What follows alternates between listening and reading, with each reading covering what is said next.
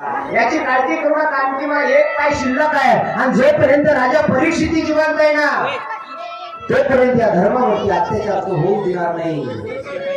धर्माची जोपासना करेल.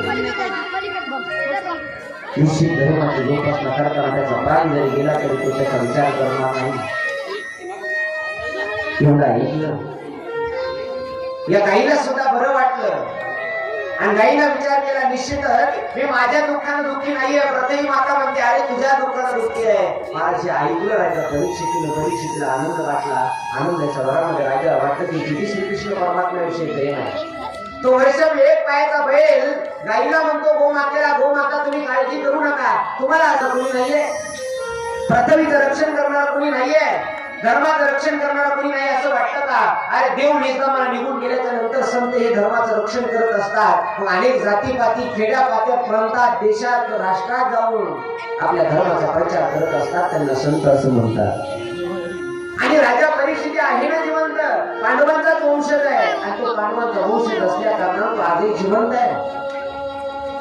तो जोपर्यंत आहे तोपर्यंत आपल्याला गाईवरती धर्मावरती अत्याचार होणार नाही. काळजी करू नका. आणि जे राजा परीक्षितीच्या चरणावरती पडलं राजाला आनंद वाटला. काही पशु पक्षामध्ये गाणं आहे पशु पक्षामध्ये दया आहे अंतःकरणामध्ये ते पाहिलं. राजा परीक्षिती घरी परत आला. दुसरा दिवस उजळला. सकाळी रथावरती आरूढ झाला आणि रथावरती आरूढ होऊन पुन्हा त्याच दिशेने निघाला ज्या ठिकाणी एक वरतुकडी गाय दिसली ना त्या दिशेने निघाला. महाराज त्या दिशेने पाहत निघाल्यानंतर महाराज तिथे काळा कुठं पुरुष पाहिला.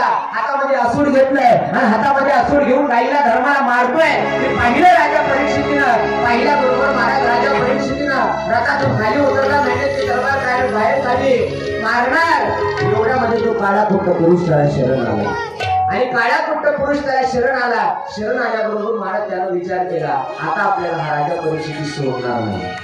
काय करायचं शरण आला. आणि पांडवांचा ब्रीड असं होतं जे कोणी दुश्मन जे कोणी वैरी किंवा जे कोणी आपला शत्रू आपल्याला शरण येईल त्याला सोडून द्यायचं.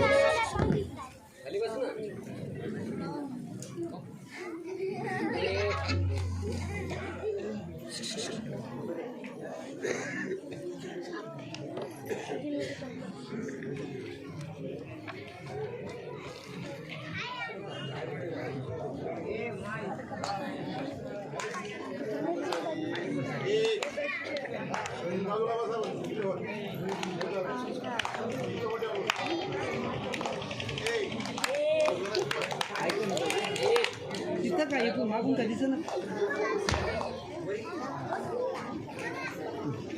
ओ जनक महाराज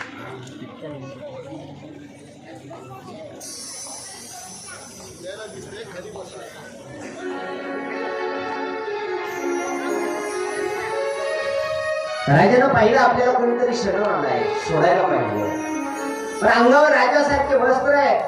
अंगावर राजासारखे कपडे घातलेले आहेत आणि अत्याचार करतो राक्षसासारखा. कोणाही विचारलं त्याला. त्यानं सांगितलं महाराज मला कली म्हणतात. कली राजा अरे इथं काय करायला लागला. जा तू म्हणल्याबरोबर महाराज कली राजाला सांगितलं श्रीकृष्ण परमात्म्याला सांगितलंय द्वापार युगातला श्रीकृष्ण परमात्मा निघून गेला की माझे राज्य सुरू झालंय आणि मी माझं राज्य स्थापन करण्याकरता फिरतोय. माझे राज्य स्थापन करण्याकरता फिरतोय आणि कलियुगामध्ये धर्मावरती अत्याचार होतच असतोय. म्हणून मी धर्माला मारतोय. आणि जोपर्यंत राजा परीक्षिती जिवंत आहे तोपर्यंत धर्माला कोणी धक्का सुद्धा लावू शकणार नाही. तुला जर राहायचं असेल राजा परीक्षितीनं सांगितल्याबरोबर महाराज करी शरण आला आणि करीनं विचारलं महाराज मग कुठं राहून सांगा.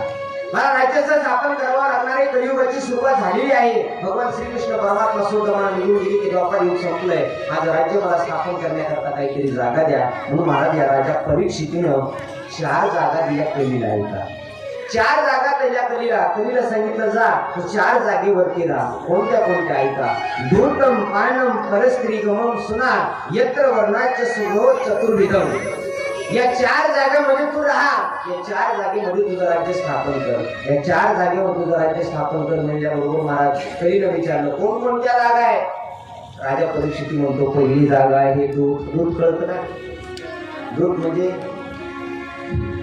52 पत्त्याचं पारायण. दूत त्या ठिकाणी तुझा वास असेल. सुरा जिथे हिंसा होत असेल तिथे एक तुझा वास असेल. परस्त्री गमन जिथे होत असेल तिथे एक तुझा वास असेल. आणि सुना म्हणजे जिथे लोक दारू पित असतील तिथे एक तुझा वास असेल. कली कली कली म्हणजे काय सोपं सांगतो. कली म्हणजे ज्या ठिकाणी भांडणं होतात अशा ठिकाणावर कलीचं राज्य आहे. आणि या चारही जागा अशा आहेत तिथं भांडणं झाल्याशिवाय राहत नाही. कलीला 4 जागा दिल्या. कलीनं हात जोडले आणि सांगितलं महाराज अहो एक तरी चांगली जागा द्या ना. कलीला कळत होतं या जागा वाईट आहेत, पण कलियुगातल्या माणसाला कळत नाही या जागा वाईट आहेत. कलीनं सांगितलं महाराज एक तरी चांगली जागा द्या. राजा परीक्षितानं सांगितलं हे कली अरे चांगली जागा कुणाला देतात?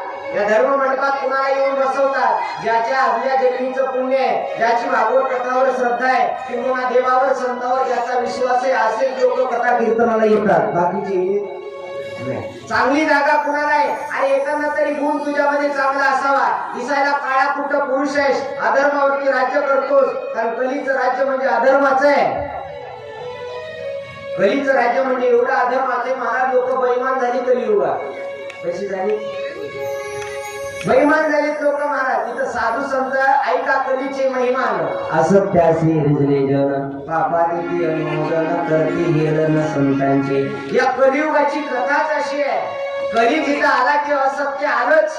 कली जिथं आला की अधर्म आलाच. कली जिथं आला की चांगल्या माणसाला वाईट म्हणणं आलंच महाराज. हे जग बेईमान निघाले. आई रे बेईमान दुनिया आई रे